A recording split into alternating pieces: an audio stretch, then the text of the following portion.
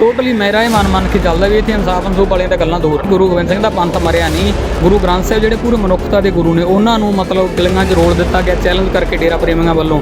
ਇੱਥੋਂ ਦਾ ਸਿਸਟਮ ਆ ਜਿਹੜਾ ਸਾਡਾ ਧੱਕਾ ਕਰ ਰਿਹਾ, ਉਹਦਾ ਮਤਲਬ ਪਿੱਟ ਸਿਆਪਾ ਕਰਨਾ। ਅਸੀਂ ਗੁਰਦੁਆਰਾ ਅੰਬ ਸਾਹਿਬ ਵਿਖੇ ਮੌਜੂਦ ਹਾਂ, ਜਿੱਥੇ ਕਿ ਅੱਜ ਸਮੂਹ ਪੰਥਕ ਜਥੇਬੰਦੀਆਂ ਅਤੇ ਕੁਝ ਸਿਆਸੀ ਆਗੂਆਂ ਦੀ ਸਾਂਝੀ ਮੀਟਿੰਗ ਹੋਈ ਸੀ, ਜਿਹਦੇ ਵਿੱਚ ਉਹਨਾਂ ਨੇ ਬਾਈਬਲ ਕਲਾਂ ਗੋਲੀकांड ਦਾ ਜਿਹੜਾ ਫੈਸਲਾ ਆਇਆ ਸੀ, ਉਸ ਦੀਆਂ ਕਾਪੀਆਂ ਸਾੜਨ ਦਾ 30 ਤਰੀਕ ਨੂੰ ਪ੍ਰੋਗਰਾਮ ਦਿੱਤਾ ਗਿਆ।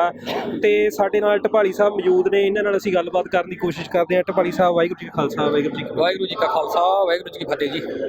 ਸਾਡਾ ਪਹਿਲਾ ਸਵਾਲ ਮੈਂ ਤੁਹਾਨੂੰ ਇਹੀ ਕਰਨਾ ਚਾਹਾਂਗਾ ਕਿ ਇੱਥੇ ਸਿੱਖਾਂ 'ਤੇ ਅਸੀਂ ਧਰਨਾ ਲਾਉਣੇ ਆ ਆਪਣੇ ਇਸ਼ਟ ਦੀ ਹੋਈ ਬੇਅਦਬੀ ਦਾ ਇਨਸਾਫ ਲੈਣ ਲਈ, ਉੱਥੇ ਗੋਲੀ ਚੱਲਦੀ ਆ, ਫਿਰ ਅਸੀਂ ਧਰਨਾ ਲਾਉਣੇ ਆ ਉਹਦਾ ਇਨਸਾਫ ਲੈਣ ਲਈ, ਫਿਰ ਸਾਨੂੰ ਬੇਇਨਸਾਫੀ ਆ ਜਿਹੜੀ ਉਹ ਸਾਡੇ ਨਾਲ ਸਾਨੂੰ ਮਿਲਦੀ ਆ ਅੱਗੋਂ, ਅਤੇ ਉਸ ਦੇ ਵਿਰੋਧ ਵਿੱਚ ਅਸੀਂ ਹੁਣ ਫਿਰ ਇੱਕ ਐਜੀਟੇਸ਼ਨ ਸ਼ੁਰੂ ਕਰਨ ਜਾ ਰਹੇ ਹਾਂ। ਕਾਪੀਆਂ ਸਾੜਨ ਦਾ ਜਿਹੜਾ ਫੈਸਲਾ ਲਿਆ ਗਿਆ, ਤੁਸੀਂ ਕਿਵੇਂ ਦੇਖ ਰਹੇ ਹੋ ਇਸ ਸਾਰੀ ਚੀਜ਼ ਨੂੰ?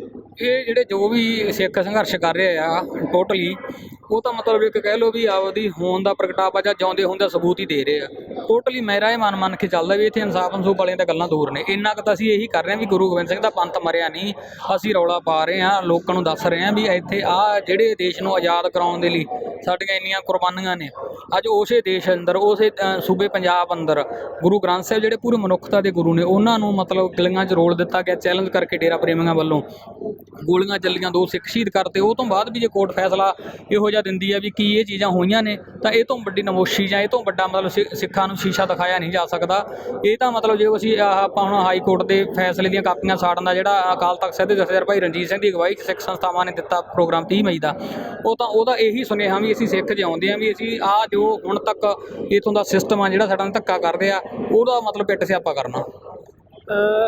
ਜਿਹੜੀਆਂ ਲੰਬੀਆਂ ਘਟਨਾਵਾਂ ਬੇਅਦਬੀ ਦੀਆਂ, ਬੇਇਨਸਾਫੀ ਦੀਆਂ ਪਰਤ 'ਤੇ ਪਰਤ ਜਿਹੜੀ ਆ ਉਹ ਚੜ੍ਹਦੀ ਜਾ ਰਹੀ ਆ, ਅਤੇ ਹੁਣ ਅਸੀਂ ਆ ਜਿਹੜੀਆਂ ਗੁਰੂ ਗ੍ਰੰਥ ਸਾਹਿਬ ਦੇ ਪੰਨੇ ਆ, ਜਿਹੜੇ ਪਵਿੱਤਰ ਪੰਨੇ, ਉਹ ਗਲੀਆਂ 'ਚ ਖਿਲਾਰੇ ਗਏ, ਅਤੇ ਅਸੀਂ ਹੁਣ ਕਾਨੂੰਨ ਦੀਆਂ ਕਾਪੀਆਂ ਜਿਹੜੀਆਂ ਉਹ ਸਾੜਨ ਜਾ ਰਹੇ ਹਾਂ।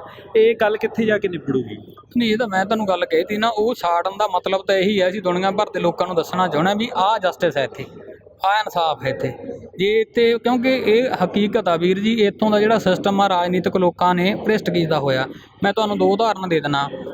ਫਰਵਰੀ 2020 ਦੇ ਲਾਸਟ ਵਿੱਚ ਜਦੋਂ ਟਰੰਪ ਆਉਂਦਾ ਦਿੱਲੀ 'ਚ ਮੁਸਲਮਾਨਾਂ ਦਾ ਕਤਲ ਕੀਤਾ ਜਾਂਦਾ, ਅਤੇ ਦਿੱਲੀ ਹਾਈ ਕੋਰਟ ਦਾ ਇੱਕ ਜੱਜ ਭਾਜਪਾ ਦੇ MLA ਨੂੰ ਕਹਿੰਦਾ ਵੀ ਇਹਦੇ ਚਾਰਜਸ਼ੀਟ ਹੋਣੀ ਚਾਹੀਦੀ ਆ, ਵੀ ਇਹ ਇਨਵੋਲਵ ਆ ਲੋਕਾਂ ਨੂੰ ਭੜਕਾਉਣ ਦੇ ਵਿੱਚ।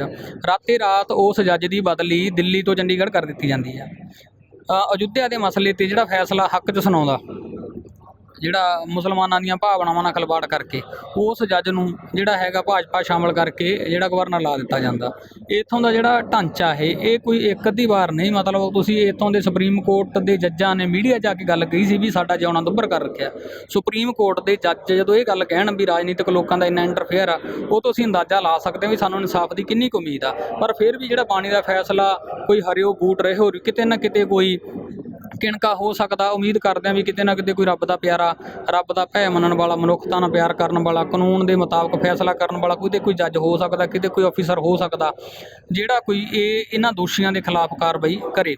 ਪਰ ਆਹ ਜਿਹੜਾ ਫੈਸਲਾ ਇਹ ਸਿੱਧਾ ਹੀ ਰਾਜਨੀਤਿਕ ਜਿਹੜਾ ਢਾਂਚੇ ਤੋਂ ਪ੍ਰੇਰਿਤ ਆ। ਇਹ ਗੱਲ ਆਪਾਂ ਇਹ ਨਹੀਂ ਕਹਿ ਸਕਦੇ ਬਾਦਲ ਕੇ 'ਚ ਕੈਪਟਨ ਕੇ ਵੀ ਉਨੇ ਦੋਸ਼ੀ ਆ। ਅਤੁਲ ਨੰਦਾ ਜਿਹੜਾ ਕੈਪਟਨ ਦੀ ਸੱਜੀ ਬਾਂਹ ਐਡਵੋਕੇਟ ਜਨਰਲ ਆ, ਉਹਦਾ ਕੀ ਰੋਲ ਆ ਜਿਹੜਾ ਹੈਗਾ, ਆਪਾਂ ਕੁੰਵਰ ਵਿਜੇ ਪ੍ਰਤਾਪ ਸਿੰਘ ਹੋਣਾ ਨੇ ਆਪਣੀਆਂ ਇੰਟਰਵਿਊਜ਼ ਦੇ ਵਿੱਚ ਦੱਸਿਆ। ਆਪਾਂ ਉੱਧਰ ਨਹੀਂ ਜਾਣਾ। ਕਹਿਣ ਦਾ ਮਤਲਬ ਕੀ ਆ ਵੀ ਜਦੋਂ ਦੋਵੇਂ ਰਾਜਨੀਤਿਕ ਧਿਰਾਂ ਰਲ ਕੇ ਇਸ ਟੌਪਿਕ 'ਤੇ ਕੰਮ ਕਰ ਰਹੀਆਂ ਨੇ ਕਿ ਸਿੱਖਾਂ ਨੂੰ ਇਨਸਾਫ ਨਹੀਂ ਦੇਣਾ। ਮੈਂ ਆਪਣੀ ਬਾਲ 'ਤੇ ਵੀ ਕੁਝ ਦਿਨ ਪਹਿਲਾਂ ਲਿਖ ਕੇ ਪਾਇਆ ਸੀ ਕਿ ਇੱਥੋਂ ਦਾ ਢਾਂਚਾ ਵੇਖ ਕੇ, ਇੱਥੋਂ ਦਾ ਜੋ ਹੁਣ ਤੱਕ ਜਾਂਚਾਂ ਹੋਈਆਂ ਨੇ ਵੇਖ ਕੇ ਇਹੀ ਕਹਿ ਸਕਦਾ ਵੀ ਗੁਰੂ ਗ੍ਰੰਥ ਸਾਹਿਬ ਦੀ ਬੇਅਦਬੀ ਦੇ ਮਸਲੇ 'ਚੋਂ ਇਨਸਾਫ ਨਹੀਂ ਨਿਕਲੂਗਾ। ਹਾਂ, ਵੋਟਾਂ ਨਿਕਲਦੀਆਂ ਰਹਿਣਗੀਆਂ। ਤੁਸੀਂ ਕਿਹਾ ਜਿਵੇਂ ਕਿ ਇਨਸਾਫ ਨਹੀਂ ਮਿਲੂਗਾ, ਵੋਟਾਂ ਨਿਕਲਦੀਆਂ ਰਹਿਣਗੀਆਂ, ਮਤਲਬ ਕਿ ਇਲੈਕਟ੍ਰੋਨਿਕ ਪੋਲੀਟਿਕਸ ਆ ਜਿਹੜੀ, ਉਹਦੇ ਤੋਂ ਵੀ ਸਾਡਾ ਮੋਹ ਭੰਗ ਹੋ ਚੁੱਕਿਆ, ਉਹਦੇ ਤੋਂ ਵੀ ਸਾਨੂੰ ਇਨਸਾਫ ਦੀ ਉਮੀਦ ਨਹੀਂ। ਜਿਹੜਾ ਜੁਡੀਸ਼ਰੀ ਸਿਸਟਮ ਸੀ, ਉਹਦੇ ਤੋਂ ਵੀ ਸਾਨੂੰ ਇਨਸਾਫ ਦੀ ਕੋਈ ਉਮੀਦ ਨਹੀਂ ਆ ਰਹੀ। ਅਤੇ ਹੁਣ ਕੁੰਵਰ ਵਿਜੇ ਪ੍ਰਤਾਪ ਨੇ ਵੀ ਕਹਿ ਤਾ ਕਿ ਇਨਸਾਫ ਆ ਜਿਹੜਾ ਉਹ ਸ਼੍ਰੀ ਗੁਰੂ ਗੋਬਿੰਦ ਸਿੰਘ ਜੀ ਦੀ ਅਦਾਲਤ 'ਚੋਂ ਹੀ ਮਿਲ ਸਕਦਾ।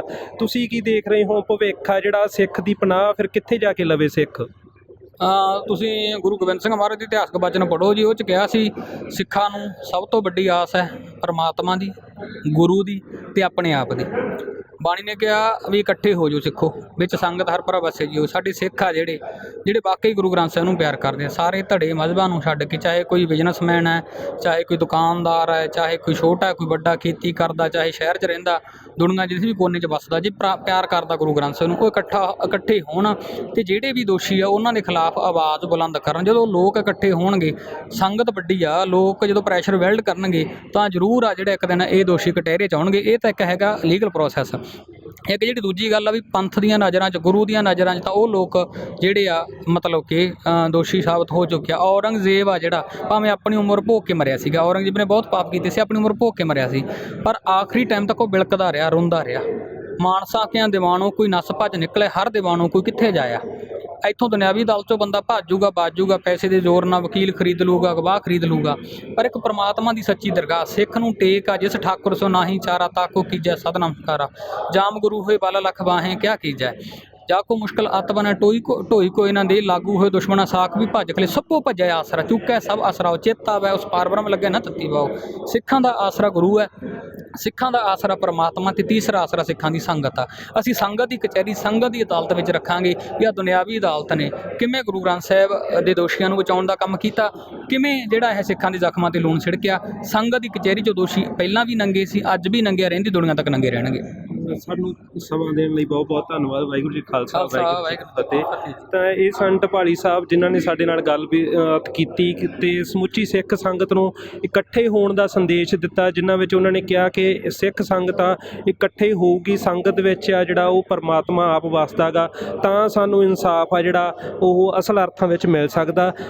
ਸਾਡੇ ਨਾਲ ਇਸੇ ਤਰ੍ਹਾਂ ਹੀ ਜੁੜੇ ਰਹੋ, ਤੁਹਾਨੂੰ ਇਸੇ ਤਰ੍ਹਾਂ ਪੰਥਕ ਮੁੱਦਿਆਂ 'ਤੇ, ਸਿਆਸੀ ਮੁੱਦਿਆਂ 'ਤੇ ਅਪਡੇਟ ਦਿੰਦੇ ਰਹਾਂਗੇ। ਵਾਹਿਗੁਰੂ ਜੀ ਕਾ ਖਾਲਸਾ, ਵਾਹਿਗੁਰੂ ਜੀ ਕੀ ਫਤਿਹ।